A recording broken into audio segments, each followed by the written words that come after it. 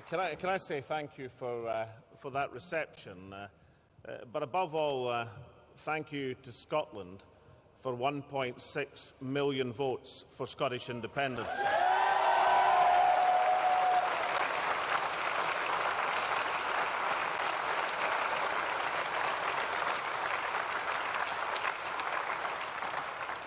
Now, our friends in the Highlands of Scotland are still to speak, so the final results aren't in. But we know that there is going to be a majority for the No campaign. And it's important to say that our referendum was an agreed and consented process, and Scotland has, by majority, decided not, at this stage, to become an independent country. I accept that verdict of the people, and I call on all of Scotland to follow suit in accepting the democratic verdict of the people of Scotland.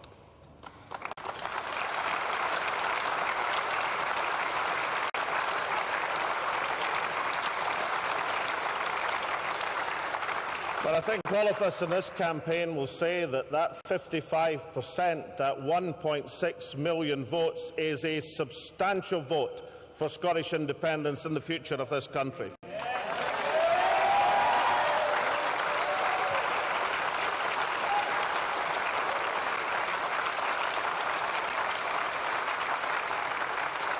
Let us say something which I hope unites all campaigns and all Scots. I think the process by which we have made our decision as a nation reflects enormous credit upon Scotland. A turnout of 86% is one of the highest in the democratic world for any election or any referendum in history. This has been a triumph for the democratic process and for participation in politics.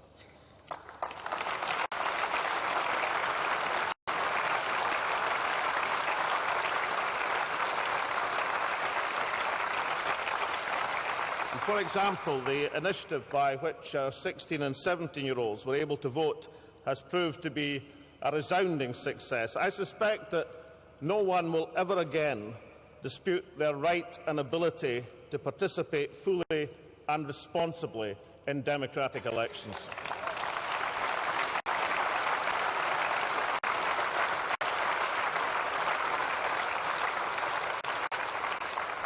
So we now face the consequences of Scotland's decision. Firstly, Clause 30 of the Edinburgh Agreement is now in operation. On behalf of the Scottish Government, I accept the result, and I pledge to work constructively in the interests of Scotland and the rest of the United Kingdom. Secondly, the Unionist parties made vows late in the campaign to devolve more powers to Scotland. Scotland will expect these to be honoured in rapid course.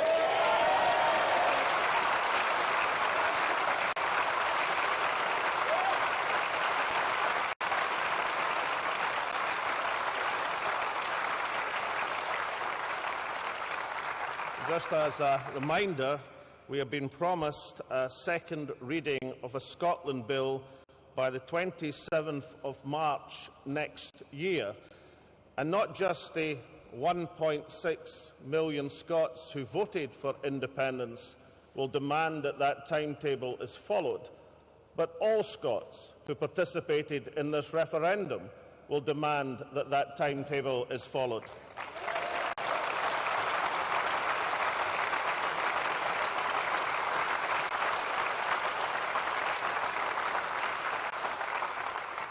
I'll be speaking to the Prime Minister shortly after this statement, and I'll have a press conference later today to reflect on that and the full results.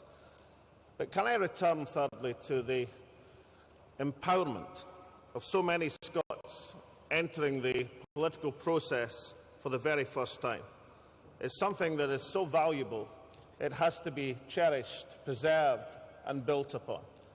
I've said it a number of times in this campaign that the most moving thing I saw was the queue of people in Dundee 2 or 3 weeks ago, patiently waiting to register to vote most of them for the first time ever, deciding to participate in the democratic process. Today in Inverurie, I met a 61-year-old lady just coming out of the polling station who had never voted before in her life. I met a soldier, a former soldier, who hadn't voted since he'd left the army some 24 years ago. And these people were inspired to enter democratic politics by the thought that they could make a difference in building something better for their country. These are people who all of us, as we campaigned, have met and been inspired by. And all of us are a part of all of that experience that we have encountered. Whatever else we can say about this referendum campaign, we have touched sections of the community who've never before been touched by politics. These sections of the community have touched us and touched the political process. I don't think that will ever be allowed to go back to business as usual in politics again.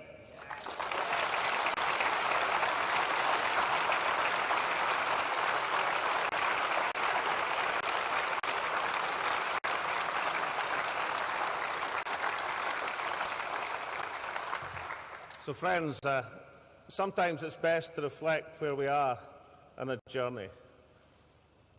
45%, 1.6 million of our fellow citizens voting for independence.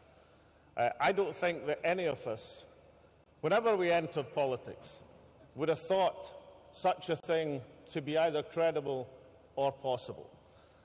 I think over the last few weeks, we have seen a scare and a fear of enormous proportions, not the scaremongering directed at the Scottish people, but the scare and the fear at the heart of the Westminster establishment as they realised the mass movement of people that was going forward in Scotland.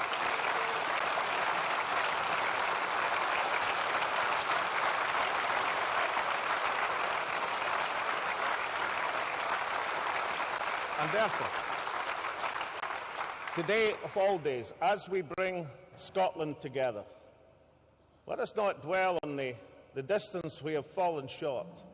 Let us dwell on the distance we have travelled and have confidence that the movement is abroad in Scotland that will take this nation forward, and we shall go forward as one nation. Thank you very much.